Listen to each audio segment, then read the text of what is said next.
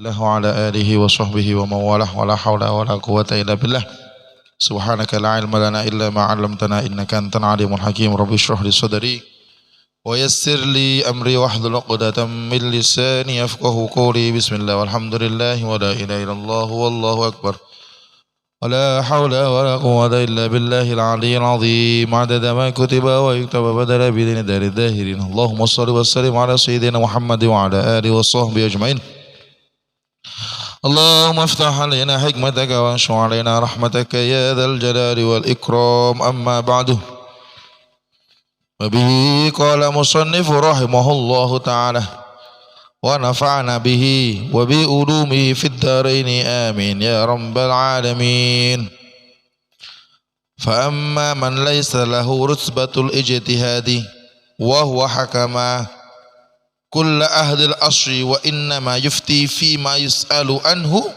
ناكلا عن مذهب صاحبه. Kalau baleni maneh fa'amman mongko anapun utawi wong laisa kang ora ana fa'amman mongko anapun utawi wong laisa kang ora ana iku lau keduwene man apa rutbatul ijtihadi kedudukan ijtihad wa huwa utawi maniku hakama ngukumi sapa man kulla ahlil asri ing sekabehane ahline mangsa wa inna ma yufti lana ing pestine awe fatwa sapa man fi main dalam perkara yus'alu kang den takoni sapa man anu saking mah nakilan halinokin an madhabi sahibihi saking madhabe koncone eman falau dhahara mongko lamun pertelo lahu keduwene man apa dha'fu madhabihi lemai madhabi sahibi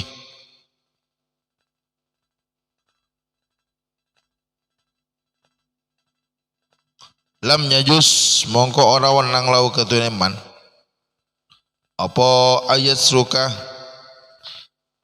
yen to ninggalaken sapa man hu ing madhabi sahibi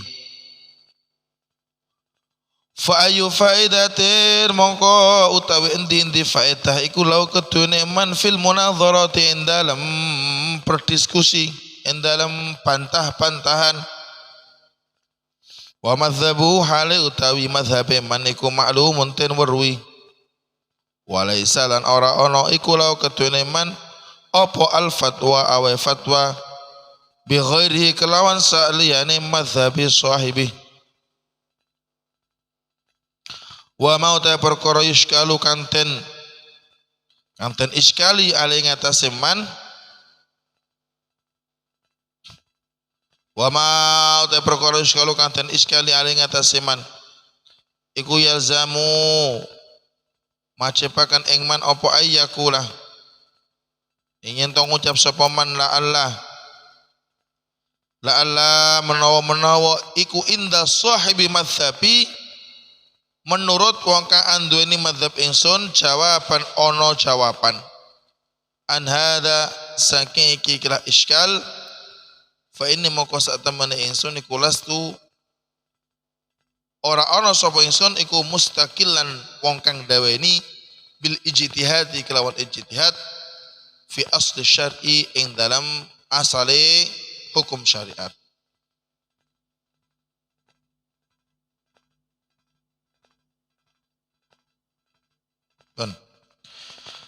Syarat yang berikutnya orang yang berdiskusi mengenai tentang hukum agama itu syaratnya ayyakuna munazir mujtahidan yufti bi ra'yihi. Dia itu harus orang yang berdiskusi itu dia harus mencapai derajat ijtihad, sudah menjadi seorang mujtahid yang layak memberikan fatwa dengan pendapat sendiri, bukan dengan pendapat orang lain. Kan ngaten nggih? Lah sedangkan orang-orang yang tidak mampu berijtihad seperti kita, ya. Syarat ijtihad itu kan wakeh. Syaratnya orang ijtihad, syaratnya orang istimbatul ahkam, menggali hukum dari sumber-sumber primer, sumber-sumber aslinya syariat, Quran, hadis, ijma, qiyas, ono jenenge maslahah mursalah. Oh akeh kok ono jenenge apa jenenge fahul kitab dan las abiturute niku syaratnya ya kudu ahli bahasa Arab. Pertama niku mutlak niku pun. Sehingga kalau sudah ngerti bahasa Arab dia harus mengetahui qiraah qiraah masyhurah dan mutawatirah dalam bacaan Al-Qur'an dengan berbagai macam variasinya. Di mana bacaan-bacaan itu akan menentukan hukum yang mau diistimbatkan. Loh, awak dhewe ngerti ngapalno Quran sitok ae sak qiraah tok. Mangel ngadu bilang nggih. Alah kok sak Quran Yasin gak apal-apal. Kan ngoten. Waqiah bulet gak mari-mari. Kali dadi mujtahid.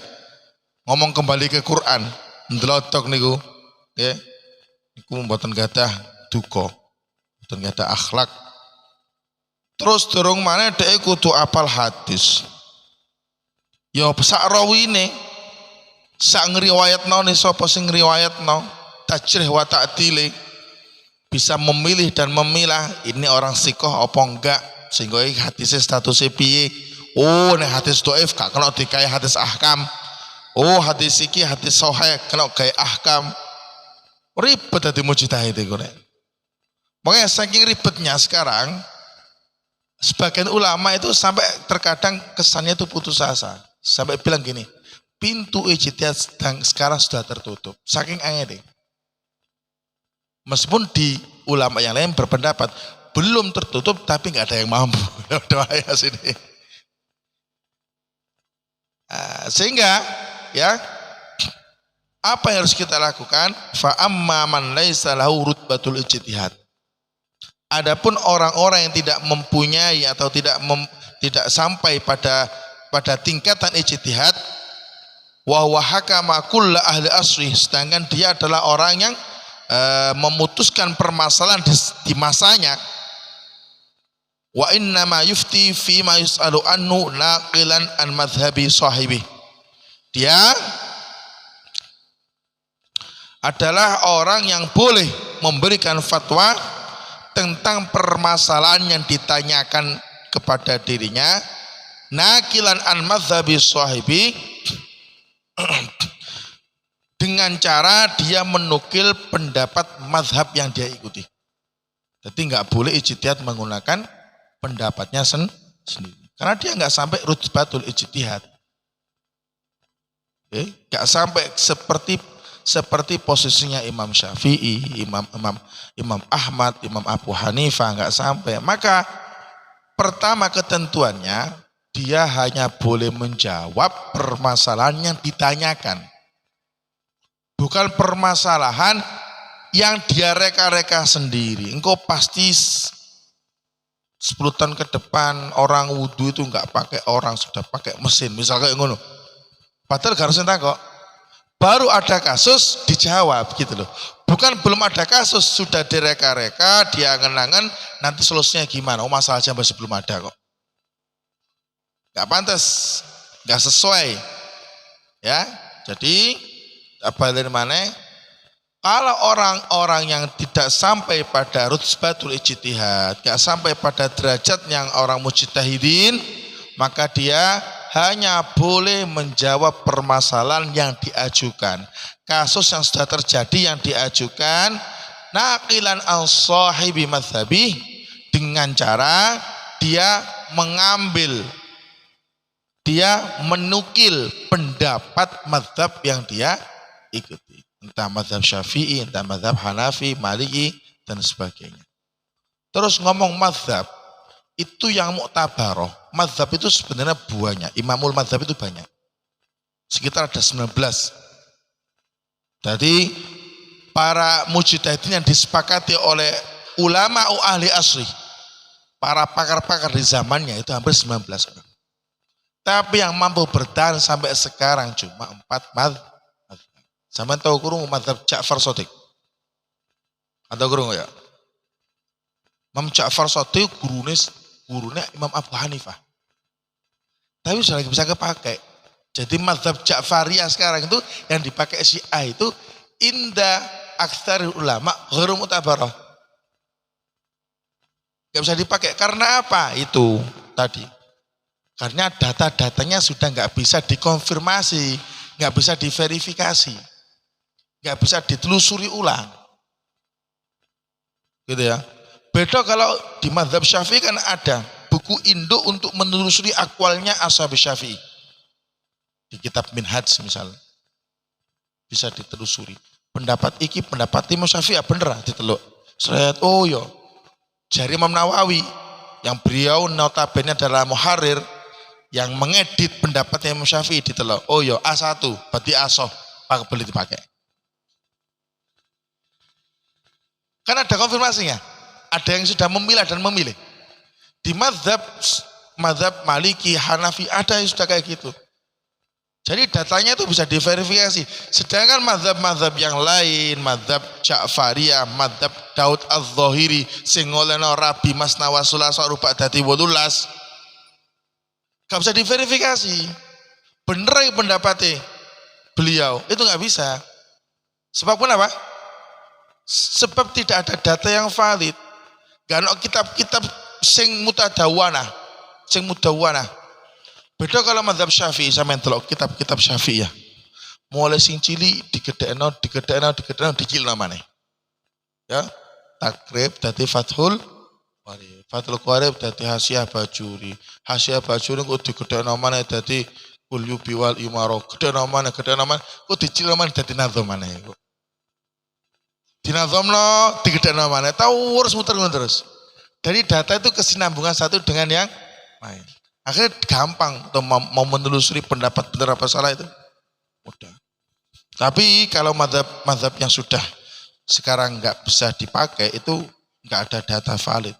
Artinya apa? Saya cerita semacam ini. Memang keharusan sebagai seorang santri itu bisa membukukan dan bisa merekam gagasan ulama sebelumnya. Gagasannya kiai kudu bisa terekam. Harus bisa dicatat, harus bisa diwujudkan mbuh dalam bentuk pencatatan buku, mbuh dalam bentuk video kayak ngene iki. Cek iso manfaat nang sawise. Karena kebanyakan ulama-ulama dulu itu kenapa kok gagasannya tidak bisa dinikmati oleh sekarang? Sebab nggak ada catatan. Nggak ada jejak rekam itu nggak ada. Sampai naik kertas gitu. Ulama Nusantara itu saya itu punya teman. Sekarang itu punya apa jenenge niku duwe percetakan apa Turos Nusantara. Duwe percetakan jenenge Turos Nusantara. Beliau spesialisasinya menerbitkan kitab-kitabnya ulama-ulama Nusantara. Hampir 300 manuskrip yang masih belum pernah diedit. Diedit itu apa? Ditelaah ulang, kemudian ditulis ulang. Hampir 300 manuskrip. Berarti kiai-kiai awak dhewe biyen niku apa?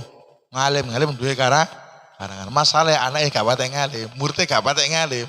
Akhir gak keopen. Padahal dari 300 kitab yang masih belum diterbitkan. Sampeyan ngerti ya? Apa ya kok? Nadom Jawa kalau rek Roksun sirah udunun kuping. Ada sing masuk roh kan gak roh. Jarang sing roh saiki. Harusnya kan itu masih sekelumit. Ono biyen niku nadom apa sing nganggo wedok iku arek cilik-cilik wedok iku. Ana kitab basa Jawa ngono kitab iku. Adabul Mar'ah tapi basa Jawa iku nadhoman iku bentuk nadhoman. Digubah sama kiai-kiai dulu kita. Boleh buku iku sangat tahu krungu sampean. Kitab Adabul Mar'ah. Di sebagian pondok masih dipakai tapi kalau di Mojokerto kok wis gak digawe. Ya apa adabe bocah cilik ning wong tuwa ngono ku ya. Itu karangnya ulama-ulama kita sendiri. Nah, dan sebenarnya juga masih banyak yang tidak kita ketahui. Oh, nggih. Tadi itu harus menggunakan apa? Pendapat siapa? Pendapat mazhab yang diikuti. Falau dhahara lahu dha'fu mazhabi. Kalau ternyata dia melihat bahwa pendapat mazhabnya itu lemah, lam yajuz lahu ayatruka. Tidak serta-merta kemudian dia boleh meninggalkan. Wah, lemah pendapat itu gak sesuai mbek hadis iki kok tak gawe. Lho, cok ngono.